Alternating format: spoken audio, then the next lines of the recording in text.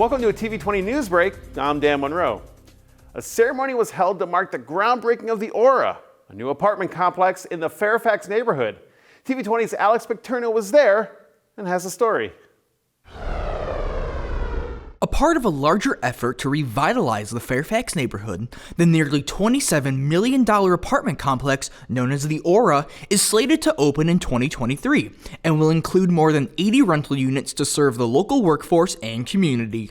This is going to be the next new hip neighborhood, not just in Cleveland, not just in Ohio, but in the nation. And I say that significantly when we have a world-class institution like the Cleveland Clinic and all of the job growth that we have in this area.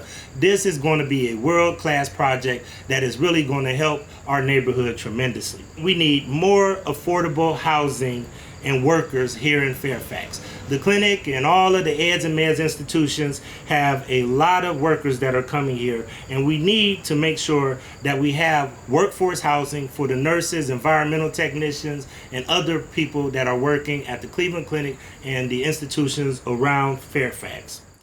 The Aura is only part of the Future Innovation Square complex, with future mixed-use office buildings, commercial space, single-family homes, and green spaces all planned for future phases of the project. For TV20, this is Alex Picterno.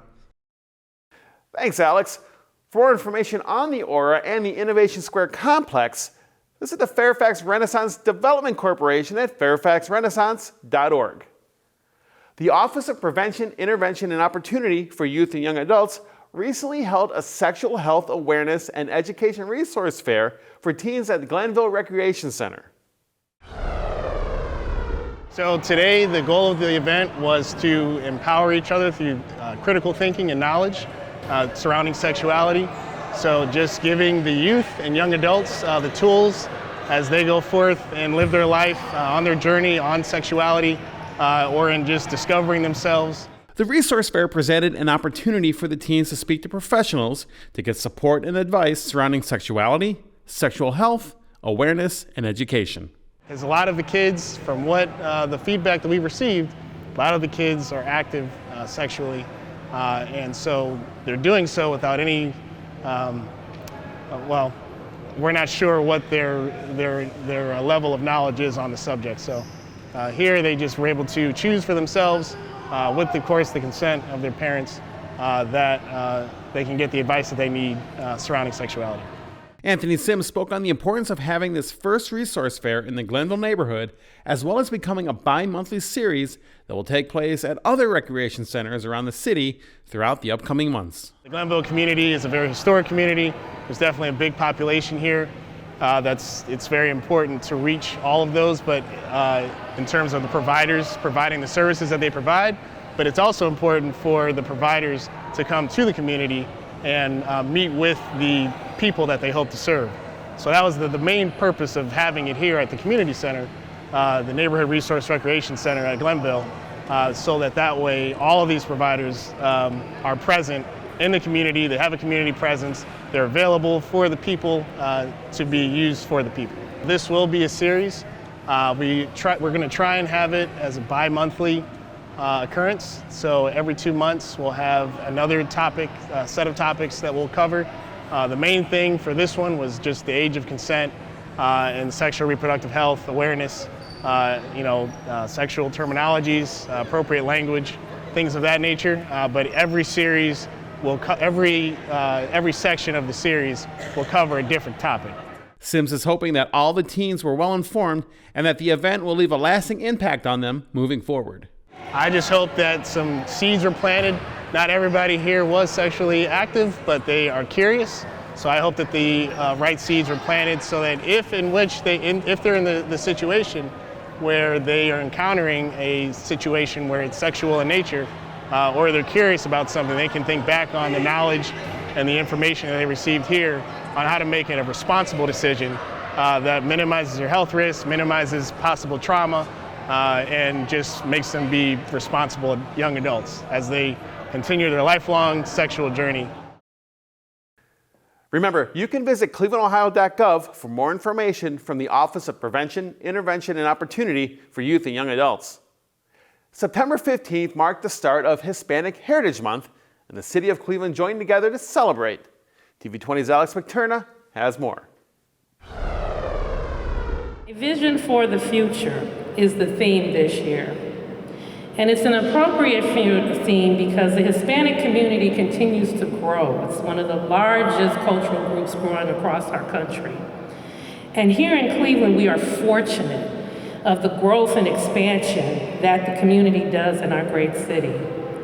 It is our goal as we add to the many different fabrics of cultures to keep embracing you and keep growing and strengthening our neighborhoods. The City Hall Rotunda was home to the 17th annual Hispanic Heritage Month opening ceremony, celebrating the diverse Hispanic community that call Cleveland home. Ward 14 Councilwoman Jasmine Santana was in attendance and presented a special resolution for the Hispanic community.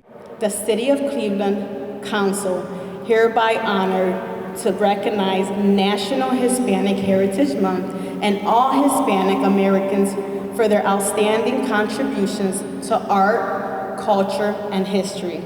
This council further extends best wishes to the Hispanic American community as they continue to passionately embrace and preserve their Hispanic heritage.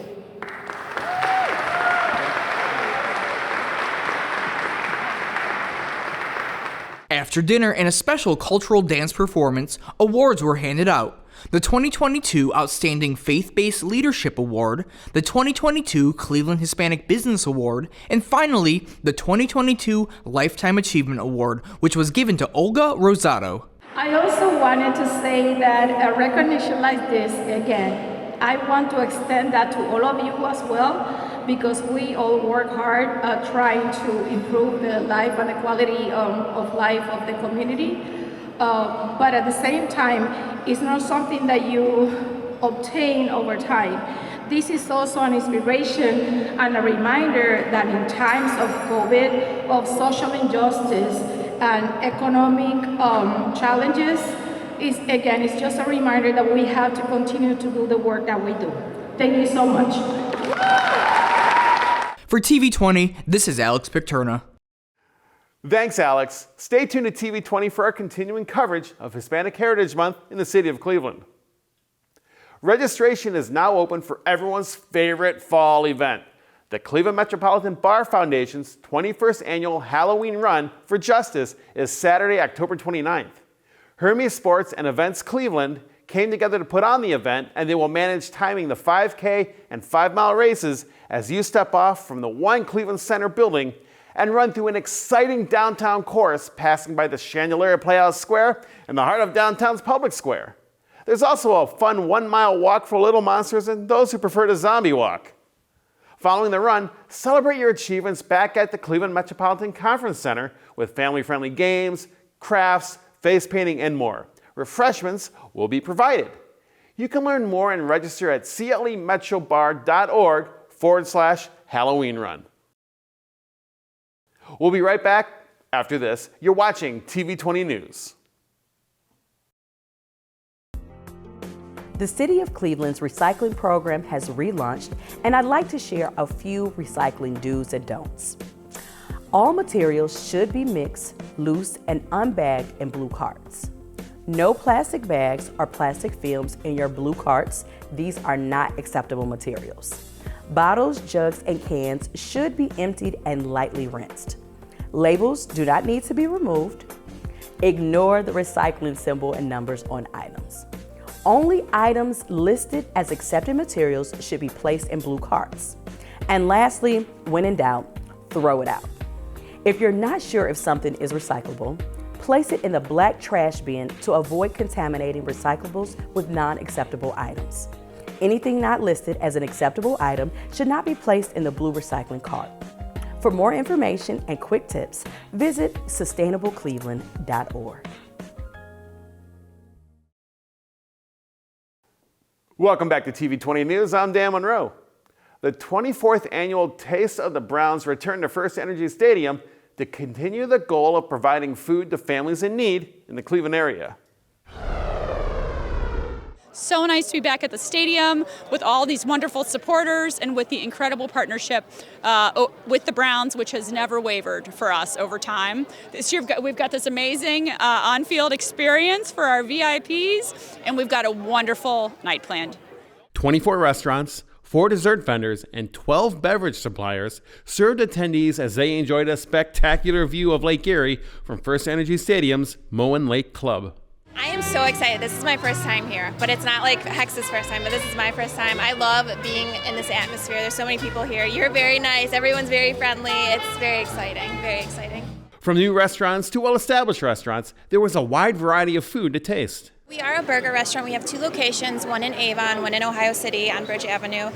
The one in Ohio City, it's been open since 1956. We offer other stuff than burgers. We have a full bar menu, beer, draft system. We have happy hour. It's a very nice area to be around too. So we are having our market burgers. So it is a beef patty with braised short ribs, béarnaise sauce, arugula, and then on a brioche bun. We also have our tuna nachos. So it's wonton chips, seared ahi tuna, sesame glaze, and scallions. Sora originated as a pop-up concept and quickly transitioned into a ghost kitchen. And then we opened as a pop-up restaurant in February and just announced that we're here to stay a couple of months ago. So super exciting time for us. We're actually offering our truffle avocado crispy rice. This is one of our guest favorites. Great for people that don't love sushi, so that's something we also offer, other things other than sushi at Sora. So it's fried crispy rice with avocado truffle on top with tomato, onion. It's delicious. During the holiday season, the food bank serves an abundance of families, which is why events like these are incredibly beneficial. There's many people out here who are, food deprived or, struggling to make ends meet, and the food bank really comes in to fill that void. But, nothing grows on trees, man, except for maybe leaves.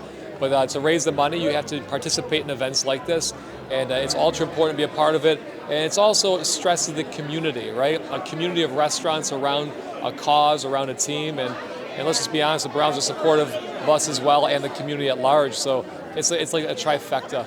The event was highlighted by a silent auction with all sorts of sports memorabilia, artwork, and event tickets, as well as appearances by current and former Cleveland Browns players. September is Hunger Action Month, and so we want to make sure that everybody knows there are lots of ways to take action.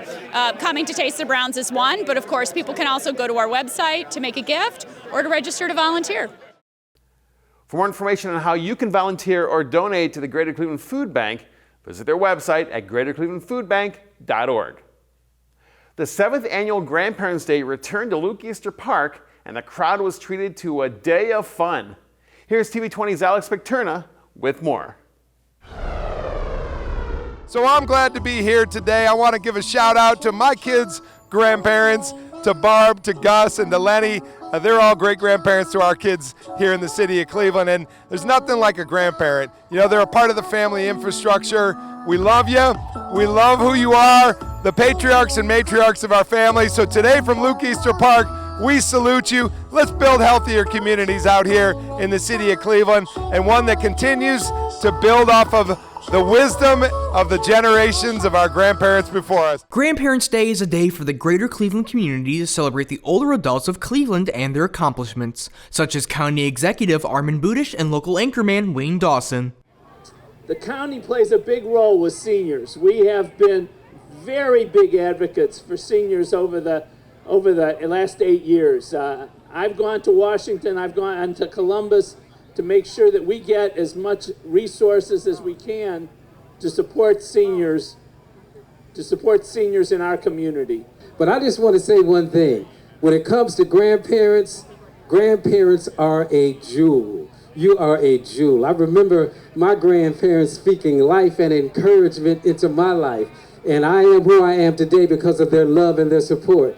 And as a grandparent of 7 myself, I try to do the same thing for them. The celebration included live performances of local jazz musicians and dancers, along with a special centenarian celebration for the residents of Cleveland who have made it to the age of 100 and beyond. For TV20, this is Alex Picterna. Thanks, Alex. Finally, pickle lovers from all over traveled to downtown Cleveland for the kickoff of this year's Pickle Fest. the largest fundraiser for the Greater Cleveland Volunteers. It is absolutely wonderful. We have thousands of people here today. All sorts of ages and families are here, and everyone's having a great time at the Pickle Fest. Look at this. This is amazing. You have all these people here united under one banner. Green for pickles. Pickle Fest has so much more to offer than just your regular everyday dill. We have a variety of different food vendors here selling all sorts of food, everything from ice cream, candy. We have sandwiches, things like that, but then we also have a whole bunch of vendors that make pickles, and this is what they do for a business. And they are all different kinds of pickles, all different flavors, and they're spicy, and there's things here that aren't pickles, but like other pickled vegetables. So there's anything you would want that has to do with pickles or pickling. And the pickling fun doesn't stop there. The pickle eating contest brings out so many competitors for a chance to be crowned the Cleveland Pickle Eating Champion. I have a pickle tattoo. I've been waiting for this my whole life. I've been training. I used to get pickles for dinner when we would go out to eat, and so I've been training for this my whole life. Last year's pickle eating champion showed up with the confidence of Michael Jordan in the NBA Finals, while reflecting on last year's heated competition. It was a grudge match between me and Jeremy. Jeremy, you know who you are. I hope you're here this time, because the three-peat is going to me, buddy. You're going down. That's right. I'm taking him to Pickle Town. I'm going to go ahead and just smack. I'm going to save him a seat right next to me. I hope he comes. I hope he sits down. I mean, because that's the only challenge I got here. Kobayashi, nope. Mr. Chestnut, he's too afraid to even come down here. He doesn't want any piece of this. That's why I'm the pickle eating champion of the world. Everyone else is way too afraid. They can't take me on.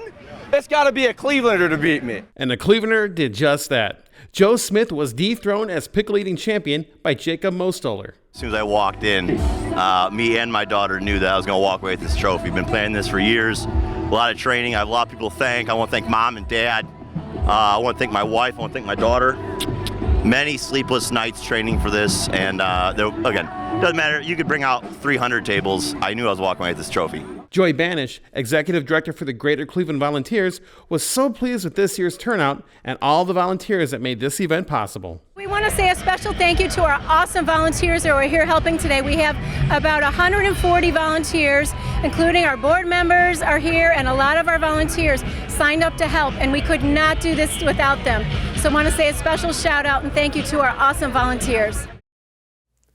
For more information on the Greater Cleveland Volunteers, visit their website at greaterclevelandvolunteers.org. Well, TV20 is streaming live 24/7. Visit TV20cleveland.com to see our live feed and more. Stay connected with TV20 wherever you go by liking and following us on Facebook, Twitter, and Instagram. And be sure to subscribe to our YouTube page to watch our numerous programs. And let me tell you, there's a lot. Coming up next, learn about what's going on with the Cleveland Metropolitan Schools with this week's CMSD 360. Thanks for watching TV20 News. I'm Dan Monroe. Be sure to stay tuned for more on TV20. We are Cleveland.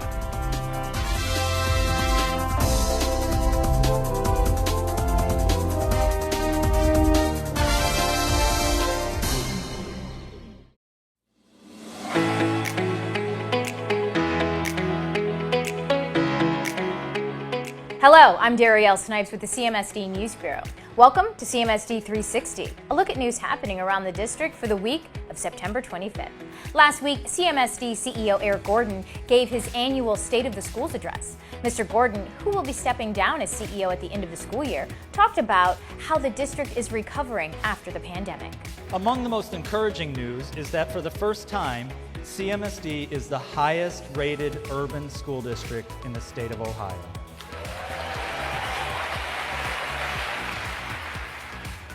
To see the full speech, go to clevelandmetroschools.org/news.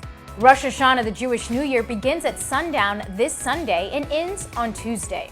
The Cleveland Goes to College Fair is Tuesday. This is a great time for juniors and seniors to meet with more than 50 college reps and plan for life after graduation. College Now and Say Yes will be there to help with scholarships and FAFSA. The fair will be from 9 to 2 at the East Professional Center for students, and then from 5 to 7 for students and their families. Students, please see your counselor or College Now advisor for more information. Tuesday, the Board of Education will hold its monthly business meeting at Sunbeam Pre-K through 8 School, located at 11800 Mount Overlook Avenue. The meeting will begin at 6:30 p.m. and it will be live streamed. On Wednesday, a meeting will be held to update the community and families about the design plans for Clark Pre-K 8 School. They will also learn more about the temporary location students will attend when the building is being built at the current school's property. The meeting will begin at 6 p.m. and will be live streamed. On Thursday, Euclid Park Pre-K through 8 School will celebrate becoming a Verizon Innovative Learning School.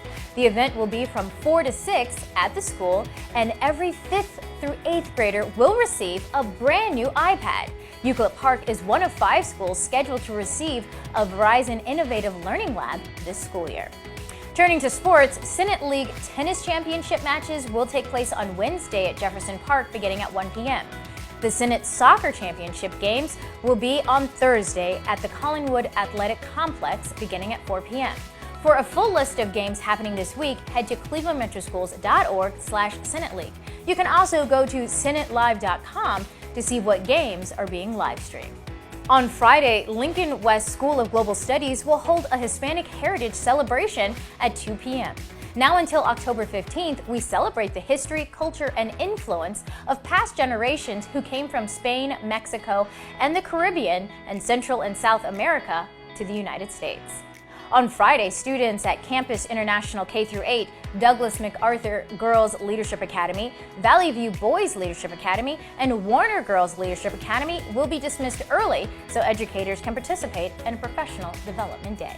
National Attendance Awareness Month is winding down, but the Get to School You Can Make It campaign will continue. CMSD and the Cleveland Browns Foundation and the Stay in the Game Network have teamed up to reduce chronic absenteeism. So far this month, students have received pizza parties for outstanding attendance, and more prizes will be awarded throughout the year. For more information, go to clevelandmetroschools.org/gettoschool. On Saturday, October 1st, Say Yes to Education and free application for federal student aid applications open for seniors. Saturday is also the start of Ohio College Application Month. This is a great time for seniors preparing to graduate to start the college admission process by submitting at least one college admission application. This is an initiative by the Ohio Board of Regents and the American College Application Campaign to help graduating seniors navigate the college application process. October is also National Principals Month. Please take time during this month to show your appreciation for your school leaders and the significant role they play in our district's success. If you honor them on social media, please use the hashtag #ThankAPrincipal or #CelebrateCMSD. We'll stay connected with what's going on in the district by downloading the CMSD app or following CMSD on Instagram, Twitter, and Facebook. Thanks for watching CMSD 360. Have a great and productive week.